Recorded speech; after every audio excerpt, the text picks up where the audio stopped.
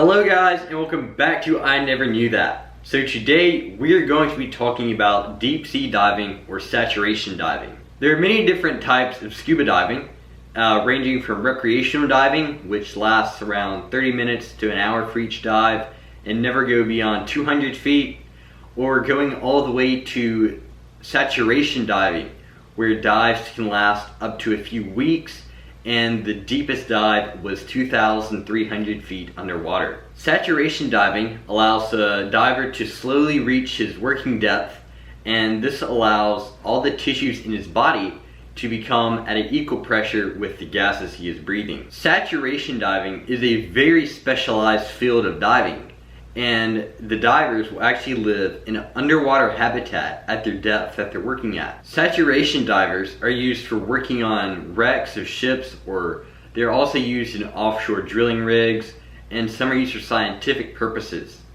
It's a very specialized job, however, and in 2015 there are only 336 of them in the United States. Saturation diving, as you probably guessed, is extremely dangerous, and it's slowly being replaced by underwater remotely operated vehicles and autonomous underwater vehicles, but these are incapable of performing some extremely complicated tasks which require humans to do.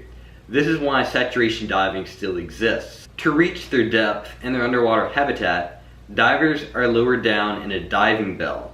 Diving bells have existed in various forms for a while, but the modern ones are very advanced. The diving bell has an umbilical cord attached to the vessel on the surface of the water, which allows the breathing gas to be pumped into the bell and also allows it to be pressurized to match the pressure of the water on the outside. Since the gas mixture that divers breathe has helium in it, communicating with the surface can be a challenge because it makes the diver's voice sound extremely squeaky.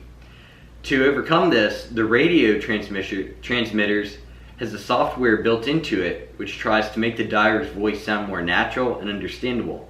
This works very well, but there is also a video camera installed in the underwater habitat which allows the diver to communicate with the surface through hand signals. One of the dangers of the underwater habitats is that if a fire breaks out, it can be very hard to contain. In case it does, there are special fire extinguishers which do not use any hazardous materials in them.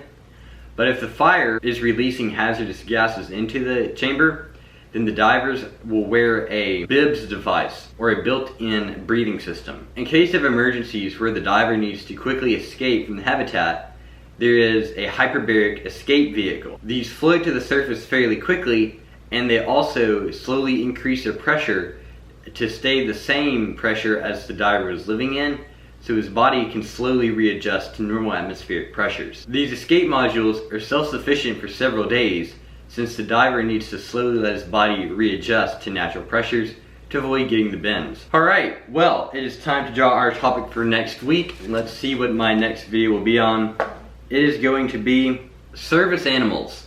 Alright guys, I'm very excited to study about service animals, and I'll be back with a video next week on that. See you guys then. Bye.